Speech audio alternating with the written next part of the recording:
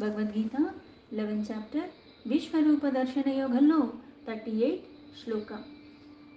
త్వమాదిదేవ పురుషః పురాణః త్వమస్య విశ్వస్య పరం నిధానం వేత్తాసి వేద్యం చ పరం చ ధామ త్వయా తతం విశ్వమనంతరూపా. ఇక్కడ కూడా అంటే చెప్పిందే చెప్పి అర్థమైందని చెప్పాక మళ్ళీ ఎందుకు ఇన్ని రకాలుగా కీర్తిస్తున్నాడు అంటే ఆ అనంతతత్వాన్ని ఇప్పుడు నీకు సులభం కానిది అర్థమయ్యేలాగా, ఎవరికైతే ఇది లభించటం అన్నది చాలా కష్టతరమో కానీ అది నీకు సులభంగా లభించింది. ఆ ఆనంద పారవశ్యంలో మళ్ళీ మళ్ళీ మళ్ళీ మళ్ళీ అది ఆ పరమాత్మ ఒక తత్వాన్ని అది నెమరేసుకున్నట్టుగా అన్ని మళ్ళీ స్తుతిస్తున్నాడు. అందుకే త్వమాది దేవ, త్వం ఆది దేవ. త్వం అంటే నీవు, ఆది అంటే ఎప్పటి నుంచో ముందుగా ఉన్న, దేవ అంటే దేవాది దేవుడివి నువ్వే. నీవే ఎప్పటి నుంచో ఉన్నవాడి ఆది దేవుడివి, ఒక్కడివే, అన్నిటిగా ఉన్నవాడివి అయినవాడివి నువ్వే. అందుకని మొత్తం మూలం ఎవరు అంటే నువ్వే. అందుకే నీవే ఆది దేవుడివి. పురుష పురాణ, పైగా ఇక్కడ పురాణ పురుష అంట. అందుకే ఆదిదేవుడివి, సనాతనమైన వాడివి, పురాతనమైన వాడివి నువ్వే, సనాతన పురుషుడివి అంటారు. ఇక్కడ మళ్ళీ పురుషుడు అంటే పురుషుడు వచనంతో మాట్లాడారు అందుకని మళ్ళీ ఇది వేరు అది వేరు అన్న భావన కాదు. పురుషార్థాలతో కూడుకున్నట్టుగా నువ్వు మళ్ళీ ఒక అర్థాన్ని, పరమార్థాన్ని చేరుకోవాలంటే ఆయన్ని నువ్వు ఆశ్రయించాల్సిన విధానము. ధర్మార్థ కామ మోక్షాలు పురుషార్థాలు, అవి ఇచ్చేవాడు ఎవరు? ఆ పరమాత్మ, పరమ పురుషుడు. అందుకే సనాతనమైన వాడు. త్వమస్య విశ్వస్య, త్వం అస్య అంటే నీవే, విశ్వస్య అంటే విశ్వానికి కారణం నువ్వు, విశ్వానికి ఆధారం నువ్వు, విశ్వాన్ని చేసిన వాడివి నువ్వు. అందులో ఉన్న ప్రతిదీ మళ్ళీ నీ వల్లే ఉన్నది. అందుకే త్వం నువ్వే అంటే నువ్వే ఆదిదేవుడివి, నువ్వే పురాణ పురుషుడివి, నువ్వే అన్నిటికీ మూలమైన వాడివి, జగత్తుకి కారణమైన వాడివి. పరం నిధానం, ఇలాంటి వాడివి ఎలా ఉన్నావు? సర్వోన్నతంగా ఉన్నావు. నిధానం, నిధానం. ఈ నిధానం అన్నదానికి అర్థం కూడా ఏమొస్తుంది అంటే అన్నిటికీ ఆశ్రయమైన వాడివి. నీ ఆశ్రయం లేకపోతే అది ఉండదు. ఇప్పుడు ఎలా అయితే మనకి ఉదాహరణగా ఒక చెట్టుని తీసుకోవాలి. ఆ చెట్టు అంటూ ఉంది కాబట్టి దానికి ఉండి ఆ కొమ్మలు వస్తాయి, కొమ్మలకి ఆకులు వస్తాయి, మళ్ళీ ఆకులకు పూల చెట్టు అయితే పూలు వస్తాయి, లేకపోతే పళ్ళ చెట్టు అయితే పళ్ళు వస్తాయి. ఆకు వచ్చిన తర్వాత చెట్టు నుంచి విడిగా వెళ్ళిపోయి నేను ఎక్కడో ఉంటానంటే ఉంటుందా? అది చెట్టు నుంచి రాలిపోయాక అది ఎంత ఉంటుంది? ఎండిపోతుంది. ఇంకా దానికి ఉనికి లేదు. ఆధారం ఏంటి? ఆ చెట్టు. ఒక ఉదాహరణకి మట్టికి. అందుకే ఇక్కడ ఆ పరమాత్మ అన్నిటికీ ఆధారమైన వాడు. నిధానం, ఇక్కడ ఆయన ఆధీనంలోనే అన్నీ ఉన్నాయి, ఆయన్ని ఆశ్రయించుకునే అన్నీ ఉన్నాయి. ఆశ్రయం లేకపోతే దానికి ఉనికి లేదు, ఇంకా లేకపోతే అది ఉండదు. వేత్తాసి వేద్యం, వేత్తాసి అంటే తెలుసుకోదగిన వాడివి నువ్వొక్కడివే. పైగా సర్వం గురించి తెలిసిన వాడివి నువ్వొక్కడివి, ఆది నుంచి ఉన్నవాడివి నువ్వే. ఇప్పుడు నేను ఈ ప్రదేశంలో ఉన్నాను, నీకు 100 ఏళ్ళ నుంచి నేనే ఉన్నాను. తర్వాత తర్వాత కొంతమంది వచ్చారు వెళ్ళిపోయారు, కొంతమంది వచ్చారు వెళ్ళిపోయారు.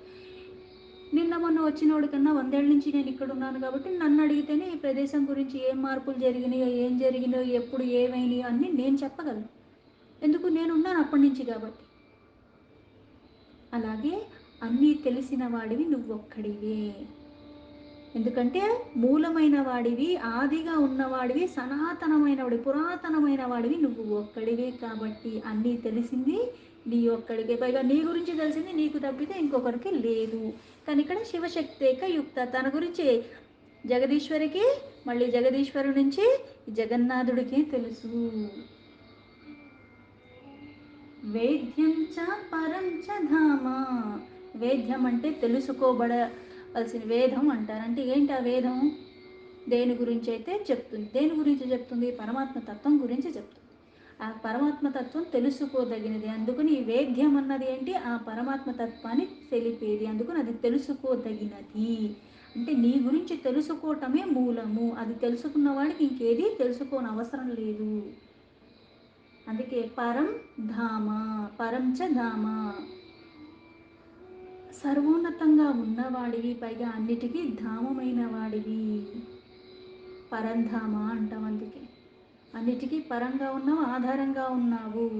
అటువంటి వాడివి నువ్వు. త్వయా తతం, అలాగే నీ చేత వ్యాపించబడి ఉన్నాయి ఇవన్నీ కూడా. ఎలా అయితే సూర్యుడు తిరుగుతున్నాడా? లేదు. భూమి తిరుగుతుందా? తిరుగుతుంది. ఋతువులు మారుతున్నాయి. ఎండాకాలం వస్తుంది, వానాకాలం వస్తుంది, వర్షాకాలం వస్తుంది, పగలు ఎక్కువ ఉంటుంది, ఒక్కొక్కసారి రాత్రి ఎక్కువ ఉంటుంది. ఇలా అన్ని చల్లగాలి వస్తుంది, వేడిగాలి వస్తుంది. అలాగే మనకి ఎలా అయితే చంద్రకళలు మారిపోతూ ఉన్నాయో అలాగే ఇక్కడ కూడా భూమి తిరుగుతుంటే కాలాలు మారిపోతూ ఉన్నాయి. పైగా ఎలా తిరుగుతుంది? మనం దాని మీదే ఉన్నాం కదా. తిరుగుతుందంటే మనం కూడా తిరగాలి కదా. మనం తిరగట్లేదే. మళ్ళీ దీనికి ఒక ఆకర్షణ శక్తి పెట్టాడు. ఇక్కడి నుంచి ఎక్కడికి వెళ్ళినప్పుడు అవేవో ఇవేవో సూట్లు వేసుకుంటే కానీ మళ్ళీ అందులో ఆక్సిజన్ లేక మళ్ళీ అది కాస్త అటు ఇటు అయినా ఏదైనా సరే మళ్ళీ వాళ్ళు మళ్ళీ బ్రతికే అవకాశం లేదు. కానీ ఇక్కడ అవి ఏమీ లేకుండానే బ్రతికేస్తున్నామే. అంటే నీకు బ్రతకడానికి వీలుగా దానికి కావాల్సినవన్నీ సమకూర్చి పెట్టాడు కాబట్టి నీకు సునాయాసంగా నువ్వు బ్రతుకుతున్నావు. అందుకే ఇక్కడ ధామమైన వాడు నీకు అన్నీ ఇచ్చాడు అక్కడ. దాన్ని ఆధారం చేసుకుని చాలా సునాయాసంగా బతికేస్తున్నాను. నాకు ఇది కావాలి అది కావాలని నువ్వు వెతుక్కోక్కర్లేదు. గాలి పీల్చుకోవటానికి కొనుక్కోక్కర్లేదు. నీళ్ళ కోసం నువ్వు ఎక్కడికి ఉరుకులు పరుగులు వేయక్కర్లేదు. ఇది సృష్టిలో భాగంగా అవన్నీ ఏర్పరిచాడు. అందుకే విశ్వమనంతరూప, వ్యాపించి ఉన్న నువ్వు విశ్వమంతా కూడా అనంతమైన రూపాలు కూడా కలిగిన వాడివి. అనంతంగా ఉన్నాడు, అన్నిటికన్నా పరంగా ఉన్నాడు, పైగా అనంతమైన రూపాలు కూడా ఉన్నాడు. ఎందుకు అనంతమైన రూపాలు? చరాచర జీవరాశులు అన్నిటిలో ఆత్మరూపంలో ఉన్నది పరమాత్మ. అంటే అన్ని పరమాత్మ రూపాలే. కాకపోతే మనకున్న అజ్ఞానం కారణంగా, మనకున్న వికారాల కారణంగా నాలో ఉన్నది ఏంటి అన్నది నాకు తెలియదు, అవతల వాళ్ళలో ఉన్నది ఏంటి అన్నది కూడా తెలుసుకునే ప్రయత్నం కూడా నేను చేయను. నా కోరికల కోసమే ఈ జీవితం నాకు సరిపోవట్లేదు, ఇంకొకళ్ళు ఎవరన్నా ఇస్తే ఇంకా వాడుకుందాం అన్నట్టుగానే ఉంటాం. ఎంత ఇచ్చినా సరిపోదు, తృప్తి అన్నది లేదు. ఎందుకంటే నాకు జ్ఞానం లేదు కాబట్టి నేను అజ్ఞానంలోనే ఉన్నాను. ఒక్క రూపాన్ని పట్టుకుంటేనే ఇది పరమాత్మ అని అక్కడ స్థిరంగా ఉండటానికే కష్టంగా ఉంది. ప్రతి రూపము అనంతంగా ఉన్న పరమాత్మని అందుకేం చెప్తారు? ఎక్కడెక్కడ ఎతికినా నీకు దొరకటం అన్నది, ఆ బుద్ధి అన్నది స్థిరంగా దాని మీద ఉండటం అన్నది కష్టతరము. నీలోనే ఉన్నదాన్ని ధ్యానం ద్వారా నువ్వు సులభంగా ఆత్మ రూపంలో ఉన్న పరమాత్మను నువ్వు తెలుసుకోవటానికి ధ్యానము మూలము. అనంతమైన రూపాల్లో నాకు ఆ భావన కలగకపోవచ్చు నాకున్న అజ్ఞానం వల్ల. అందుకని ఆ కళ్ళు మూసుకుని ధ్యానంలో నీకు సులభము అని కూడా చెప్తారు. ఆ పరమాత్మే. అందుకే ఆ పరమాత్మ తత్వాన్ని మరీ మరీ మరీ ఇన్ని రకాలుగా చెప్తున్నాడు. అన్నీ నువ్వే, నువ్వు కానిది నువ్వు లేనిది ఏది లేదు, అన్నిటికీ మూలమైన వాడివి. శ్లోకానికి యథాతథ మీనింగ్ తీసుకుంటే, త్వమాదిదేవ పురుష పురాణః త్వమస్య విశ్వస్య పరం నిధానం వేత్తాసి వేద్యం చ పరం చ ధామ త్వయా తతం విశ్వమనంతరూప. ఓ అనంతరూప, నువ్వే ఆదిదేవుడివి, సనాతనమైన వాడివి, ఈ జగత్తులో అన్నిటికీ ఆశ్రయమైన వాడివి, సర్వం తెలిసిన వాడివి, సర్వ వేద్యుడివి, పరంధామానివి నువ్వే. ఈ జగత్తంతా కూడా నీ ద్వారానే పరిపూర్ణమై ఉన్నది. ఆ పరిపూర్ణత నీ వల్ల వస్తుంది. నీ వీటన్నిటికీ కూడా. అంటే ఆది దేవుడు అంటే అర్థం ఏంటి? ఈ పరమాత్మని ఎందుకు ఇన్ని రకాలుగా స్తుతిస్తున్నాడు అంటే, దేవతలకే మూలమైన వాడు, ఈ దేవతలు కూడా ఆరాధించేది, వాళ్ళు కూడా వచ్చింది నీ దగ్గర నుంచి. అందుకే ఎప్పటికీ ఉన్నవాడికి నువ్వు ఒక్కడే. వీళ్ళందరూ కూడా కాలానుగుణంగా వెళ్ళిపోతున్నారు, వస్తున్నారు, పదవులు మారిపోతాయి, అర్హతలు మారిపోతున్నాయి, అన్నీ మారిపోతాయి. నీకు మాత్రం ఏది మార్పు చేర్పు లేకుండా ఉన్నవాడివి, నిత్యుడివి. అందుకే సనాతనుడివి. ఈ జగత్తంతా కూడా ప్రళయకాలం వచ్చినప్పుడు సర్వం నశించిపోతుంది, నీలోనే లయమైపోతుంది, నీ నుంచే మళ్ళీ పుట్టుకొస్తుంది. నీ అంశే అన్నిటికీ మూలము. పైగా ఇంతకు ముందు చెప్పినట్టుగా ఇదంతా కూడా సృష్టి నేను నా ఒక్క అంశతోనే చేశాను అని చెప్పాడు. ఆ స్థితిలో ఉండటానికి దానికి ఆ గతికి కారణమైన వాడివి, ఆ రూపానికి కారణమైన వాడివి, ఆ శక్తికి కారణమైన వాడివి. ఈ జగత్తుని అంతా అలా ఉండేలాగా స్థిరంగా చేసింది కూడా నువ్వే. భూత వర్తమాన భవిష్యత్ అంటే జరిగిపోయింది, జరుగుతున్నది, జరగబోయేది సమస్త జగత్తుకి యథార్థంగా సంపూర్ణత తెలిసిన వాడివి నువ్వే. నాకు నిన్నటిది మొన్నటిది గుర్తుంటేనే గగనం. నేను ఈ ముందు జన్మలో ఎలా ఉన్నానో నాకు తెలియదు, నాకు వచ్చే జన్మ ఉందో లేదో తెలియదు, లేకపోతే మనిషిగా ఉన్నానో లేదో కూడా మనకి తెలీదు. కానీ సర్వము భూత వర్తమాన భవిష్యత్తులు అన్నీ కూడా తెలిసిన వాడివి నువ్వు. ఎందుకంటే ఆది నుంచి ఉన్నది నువ్వే, అవన్నీ నీకే తెలుసు. అన్నీ ఎప్పటి నుంచో చూస్తున్న వాడివి నువ్వు, అందుకే సర్వజ్ఞుడవి. ఆ వేదం ఏదైతే చెప్తుందో ఆ సాక్షాత్తు తెలుసుకోదగిన వాడు అవన్నీ వర్ణించి చెప్పింది కూడా నీ గురించి. అందుకే పరబ్రహ్మ పరమేశ్వరుడు అయిన నీ గురించే వేదం కూడా చెబుతున్నది. శ్రీకృష్ణుడిని పదే పదే అర్జునుడు అందుకే ప్రతి ఒక్క వస్తువుకి, ప్రతి ఒక్క వ్యక్తికి, ప్రతి ఒక్క దానికి జననించటానికి మూల కారణం నువ్వు. ఆ ఉత్పత్తి స్థానం నీ నుంచే వస్తుంది, ఆ లయం కూడా మళ్ళీ నీలోకి వెళ్ళిపోతాయి. ప్రతిదానికి ఒక కారణం ఉన్నది, ఆ కారణం ముఖ్యంగా నువ్వు. ప్రతిదీ భగవత్ స్వరూపమే. అన్నీ భగవత్ స్వరూపాలైనప్పటికీ కూడా మళ్ళీ విశేషంగా విభూతుల రూపంలో కొన్ని కొన్ని ఎలా అయితే అధికార స్థానం కలిగి ఉన్నది, ఇవన్నీ తానే అని చెప్పాడు. అయితే సర్వవ్యాపిగా ఉన్నప్పటికీ కూడా నీ నుంచి నువ్వే ఉద్భవించినట్టుగా వస్తున్నావు. ఎలా అయితే మనకి బోల్డ్ బోల్డ్ అవతారాలు వచ్చాయి, ఎక్కడి నుంచి వచ్చాయి? పరమాత్మ నుంచి తనకి తానే సృష్టించుకుంటూ తనే అలా వచ్చాడు. ఆ కారణం నువ్వే, సమస్త జగత్తుకి మూల కారణం నువ్వే. ఆ బ్రహ్మ కూడా నీ నుంచే వచ్చాడు. అందుకే దానికి ఈశ్వర పరమ కృష్ణ సచ్చిదానంద విగ్రహ అనాదినాది గోవింద సర్వకారణ కారణం. అంటే పరమాత్మయే సర్వోత్కృష్టమైన వాడు, మూల స్వరూపం ఆయన. ఆయన నుంచే సర్వం వస్తున్నాయి. ఆయన నుంచే ఇప్పుడు నా పుట్టుకకి నా తల్లి తండ్రి కారణం, వాళ్ళకి వాళ్ళ తల్లి తండ్రి కారణం, మళ్ళీ అందరికీ కారణం పరమాత్మ. కానీ ఇక్కడ పరమాత్మ ఈ అవతారాల రూపంలో రావటానికి కూడా కారణం ఎవరు? పరమాత్మే. తనకి తానే ఉద్భవింపజేసుకునేలాగా ఆ కారణం చేత ఉద్భవించి మళ్ళీ ఆ కారణం తర్వాత మళ్ళీ అంతర్లీనంగా వెళ్ళిపోతూనే ఉంటాడు. సర్వజ్ఞుడివి, అందుకే సమస్తం తెలిసిన వాడివి నువ్వే. సర్వ జ్ఞానానికి మూలం పరమాత్మ. ఇక్కడ సేవ చెయ్యటానికి కానీ, జ్ఞానం లభించటానికి కానీ, కొన్ని కొన్ని వికారాలకి నేను దూరంగా ఉండటానికి కానీ, నేనేదో గొప్ప కాబట్టి నేను అవి నియంత్రించుకుంటాను అనుకోవటం అజ్ఞానము. లేస మాత్రమైన భక్తిని నేను ప్రదర్శించినప్పుడు నాకు చుట్టూ ఉన్న వాతావరణాన్ని కూడా నాకు అనుకూలంగా చేసి వాటిని నాకు దూరంగా చేస్తాడు పరమాత్మ. ఆ విశ్వాసం నీకు ఉండాలి. అందుకే ఎంత జ్ఞాని అయినా ఎవరైనా ఆశ్రయించాల్సింది ఎవరు, ఎవరు చేరుకోవాల్సిందంటే ఆ పరమాత్మని. నిజమైన జ్ఞానం అంటే అజ్ఞానం అన్నది మూలాల నుంచి తొలగించుకోవటమే.